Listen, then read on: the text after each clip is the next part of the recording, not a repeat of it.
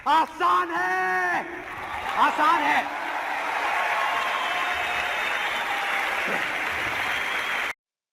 Welcome back guys. आइए इस video में हम समझते हैं HTML ID एट्रीब्यूट क्या होता है और इसको कैसे और कहाँ यूज करते हैं। तो सबसे पहले हम चलते हैं अपने नोटपैड प्लस प्लस पे। यहाँ हमने ऑलरेडी पहले से एक id.html के नाम से एक फाइल बना रखी है, इसमें मैंने कुछ डिस्क्रिप्शन लिख रखा है। ये डिस्क्रिप्शन आपको इंटरनेट पे मिल जाएगा। आइए देखते हैं क्या होता है ID attribute. The HTML ID attribute is used to specify a unique ID for an HTML element. You cannot have more than one element with the same ID in an HTML document. तो इसका क्या मतलब है कि HTML ID attribute एक unique identifier होता है। ठीक है, HTML डॉक्यूमेंट में जितने भी आईडी होते हैं वो सब यूनिक होते हैं। यूनिक का मतलब हम ये जानते हैं कि HTML के किसी भी टैग में जितने भी टैग होते हैं उन टैग में केवल एक ही आईडी हम रख सकते हैं, इसलिए यह यूनिक आईडी हो जाता है। तो आईडी एट्रीब्यूट का हम यूज वैसे CSS में करते हैं, जावा स्क्रिप्ट में कर सकते हैं, jQuery में कर सकते हैं। तो कई जगह हम इसका यूज कर सकते हैं आईडी एट्रीब्यूट का। स्टाइलिंग के लिए भी करते हैं। तो स्टाइलिंग के लिए अगर करना होगा आईडी का यूज तो हम कैसे करेंगे? सिंपल सी बात है। अगर स्टाइलिंग के लिए हमें कुछ करना है तो सबसे पहले तो हम किसी भी टैग में उस आईडी को डिफाइन करेंगे। डिफाइन करने का तरीका क्या है? हम आईडी लिखेंगे is equal double inverted comma के अंदर हम लिखेंगे आईडी का नाम। जैसे आईडी का नाम हमने लिख दिया ए, है ना। अब इसको स्टाइल में हम डिफाइन करते हैं पहले। तो उसके लिए हम चलते हैं अपने हेडर में, हेड के अंदर, और हेड के अंदर हम स्टाइल टैग लेते हैं और इसको क्लोज भी करते हैं इस तरह, है ना। और यहाँ पे जब भी हम आईडी को डिफाइन करेंगे CSS के लिए, स्टाइलिंग के लिए, तभी हम हैश से स्टार्ट करेंगे, है ना। अगर हम क्लास होगा तो हम डॉट लगाते, बट ये आईडी है, आईडी के लिए हम क्या यूज करेंगे? हैश। हैश यूज किया और कर्ली ब्रैकेट में हैश के बाद हम लिखते हैं उस आईडी का नाम। जैसे ए है, ए लिख दिया, और यहाँ पे हम लिख दिया बैकग्राउंड इसका रेड, है ना। रेड कर दिया। अब इसको हम Ctrl+S से सेव करते हैं और इसको रन करके देखते हैं। रन करने का तरीका क्या है? अभी ये हमारा जो प्रोग्राम सेव्ड है वो कहाँ सेव्ड है? डेस्कटॉप पे HTML का नाम का फोल्डर है, HTML ID के नाम का, और उसमें id.html है। तो अपने डेस्कटॉप पे चलते हैं। सबसे पहले यहाँ डेस्कटॉप पे आए और यहाँ HTML ID है, और इस तरह से ID को हम यहाँ ओपन कर लेंगे। Open with Chrome. देखिए अभी क्या हुआ कि हमारा ये ID पर स्टाइलिंग हो गई, है ना। मैंने रेड कलर का बैकग्राउंड दे रखा था तो यहाँ पर ये आईडी की स्टाइलिंग हो गई है ना। अगर यहीं पर हम स्मॉल ए की जगह अगर हम कैपिटल ए करते हैं तो क्या ये काम करेगा? आइए देख लेते हैं। Ctrl+S टू सेव करके आते हैं, इसको रीलोड करते हैं ना। देखो ये यहाँ पर काम नहीं किया। क्यों नहीं काम किया? क्योंकि देखो जितने चाहे आईडी हो, क्लास हो, उन सबके अपने एक रूल्स होते हैं ना, उनको यूज करने का एक रूल होता है। तो रूल क्या होता है कि आईडी एट्रीब्यूट जो होता है उसकी वैल्यू जो होती है ना, केस सेंसिटिव होती है। Case sensitive in the sense कि अगर हम कैपिटल ए से स्टार्ट कर रहे हैं तो कैपिटल ए डिफाइन करेंगे, अगर स्मॉल ए से स्टार्ट कर रहे हैं तो स्मॉल ए डिफाइन करेंगे, है ना। जैसे अगर हमने अभी यहाँ पर आपको दिखाया कि हैज स्मॉल ए किया तो यहाँ पर आईडी उसको मैच कर गई, उसकी आईडी मैच कर गई, तो वहाँ पे प्रॉपर्टी को उसने क्या किया? रेड कर दिया। बट जैसे ही हम वहाँ पर कैपिटल ए करते हैं तो क्या होता है कि वो उसकी वैल्यू मैच नहीं की वहाँ आईडी में, तो इस वजह से वो उस पर कोई इफेक्ट नहीं पड़ा किसी क्लास CSS का, है ना।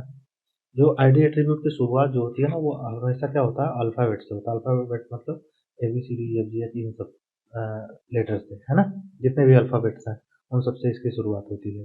तो आईडी एट्रीब्यूट अल्फा न्यूमेरिक भी हो सकता है, लेकिन अल्फाबेट और नंबर जो है, पहले अल्फाबेट आएगा उसके बाद में हम नंबर दे सकते हैं उसमें। ठीक है, और इनके बीच में कोई स्पेस नहीं होता। इनके बीच में अगर बाय द वे हमें करना हो कि अल्फा न्यूमेरिक और अल्फाबेट और नंबर दोनों करने हैं, सपोज ए और 1 करना है, तो हम इस तरह से डिफाइन कर सकते हैं। बट क्या है, हम स्पेस देके नहीं कर सकते कि ए स्पेस 1 ऐसे नहीं कर सकते, है ना। अगर स्पेस देना होगा तो हमें क्या करना होगा? अंडर स्कोर का यूज करेंगे A1। ठीक है। अब जैसे हमने वहाँ A1 किया तो A अंडरस्कोर 1 कर दिया यहाँ पर। अब देखो इसका बैकग्राउंड जो है रेड हो जाएगा, है ना। तो ये इसके छोटे से रूल होते हैं। अब आइए देखते हैं कि इसका रूल जो है हमने CSS में तो देख लिया, स्टाइलिंग में तो देख लिया, इंटरनल CSS का यूज़ किया हमने, और इसमें हमने देखा है कि किस तरह से आईडी का यूज़ करते हैं, है ना, और कहाँ करते हैं आईडी का यूज़। अब इसी को हम एक जावा स्क्रिप्ट में यूज़ करते हैं, है ना। तो जावा स्क्रिप्ट में यूज़ करने के लिए क्या करेंगे, सिंपल सा हम आते हैं, पेस्ट करते हैं थोड़ा सा फाइल में, और यहाँ पे एक स्क्रिप्ट टैग देते हैं जावा स्क्रिप्ट की, और इसको क्लोज भी करते हैं, है ना। तो हम एक क्या करेंगे, एक फंक्शन बनाएंगे, और वो फंक्शन काम क्या करेगा कि किसी भी टेक्स्ट को चेंज कर देगा। जैसे हमें एक हमने ले लिया यहाँ पर h2 ले लिया, और h2 ले लिया, और इसमें हमने लिख दिया हेलो, और इसको मैंने क्लोज कर दिया h2 को, और इसमें एक आईडी पास कर दी,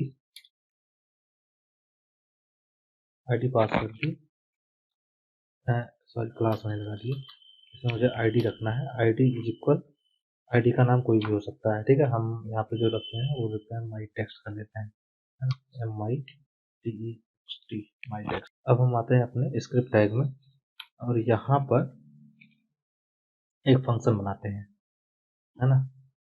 वो फंक्शन किस चीज़ पे बनेगा कि अभी देखो इतना हमने कर दिया, माई टेक्स्ट लिख दिया, माई टेक्स्ट आईडी के अंदर मैंने हेलो लिख दिया। अभी देखो दिखता कैसे है, इसको आते हैं रीलोड करते हैं यहाँ से, तो देखो यहाँ पर सिंपल सा हेलो लिख के आएगा, बट ये चेंज कैसे होगा, ऑन क्लिक पर हम चेंज कराएंगे, है ना। जब किसी बटन पर क्लिक करें तो चेंज हो। तो आइए बटन भी बना ही लेते हैं, बटन टैग ही ले लेता हूँ मैं, बटन बनाया और ये बटन क्लोज किया।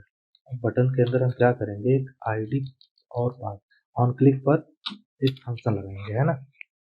तो यहाँ पर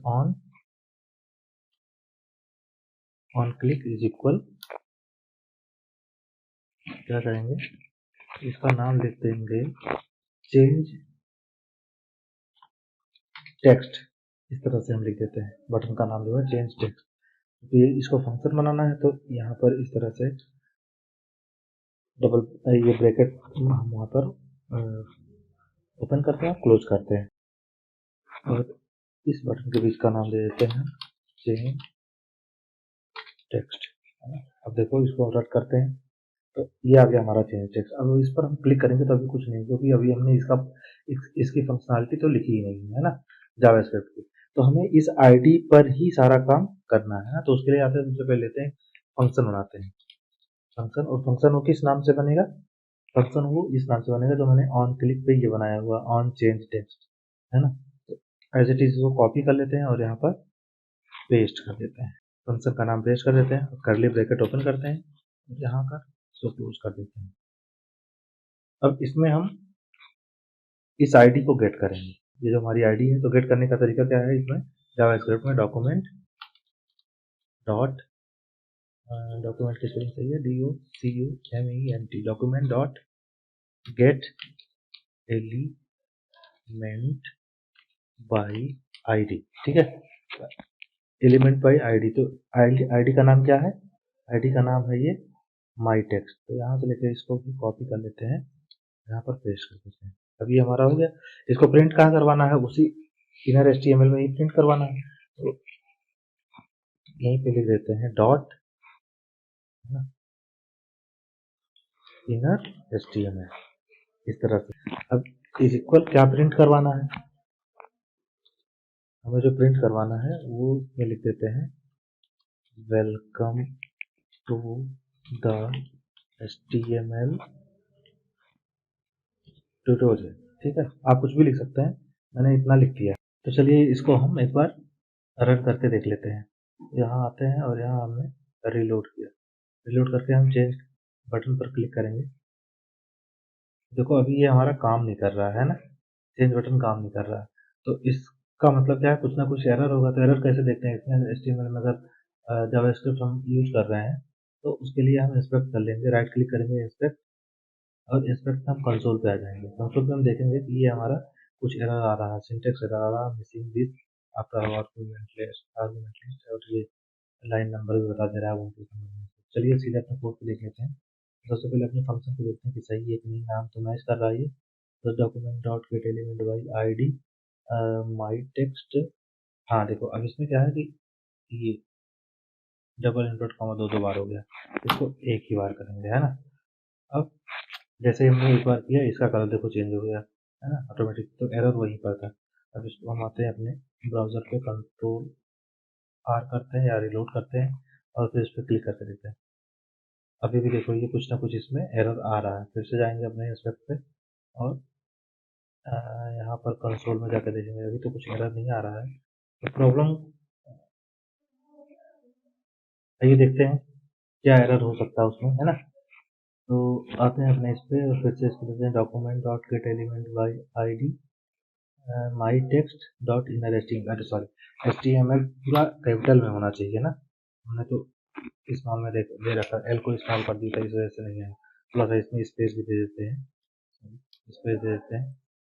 खैर इससे तो कोई दिक्कत नहीं होना हो सकता है। अब आते हैं इसको रिलोड करते हैं और चेंज टेक्स्ट पर क्लिक करें। तो देखिए जैसे हमने चेंज टेक्स्ट पर क्लिक किया, welcome to the HTML tutorial जो हमने यहाँ पर इनर HTML के अंदर दे रखा, तो वो हमें वहाँ यहाँ पर शो होने लगा। ठीक है, तो इस तरह से हम आईडी का यूज इस जावा स्क्रिप्ट में भी कर सकते हैं। अब हमने एक फंक्शन बनाकर इस आईडी को गेट कर लिया और मैंने बोला कि इसी आईडी के ही टेक्स्ट को सिर्फ चेंज करना है। अदरवाइज देखो यहाँ पर भी आईडी A1 लिखा हुआ है, आपने इसको तो नहीं बोला। अगर हम इस पर क्लिक करते हैं, तो अगर हम इसको चेंज करवाना चाहते हैं तो यहाँ पर सबसे ऊपर रख देंगे, A1 को यहाँ से कॉपी कर लेंगे, माई टेक्स्ट की जगह यहाँ पर पेस्ट कर देंगे इसको, है ना। अब क्या करते हैं, यहाँ पर आते हैं, इसको रिफ्रेश करते हैं इसको और ये जो चेंज टेक्स्ट है इस पर क्लिक करेंगे। देखो जैसे चेंज टेक्स्ट पर क्लिक किया, welcome to the HTML tutorial, उस इस पूरे टेक्स्ट को ही इसने क्या किया, रिप्लेस कर दिया। इस तरह से हम HTML ID एट्रीब्यूट का यूज HTML CSS स्टाइलिंग के लिए भी करते हैं और जावास्क्रिप्ट में भी कर सकते हैं।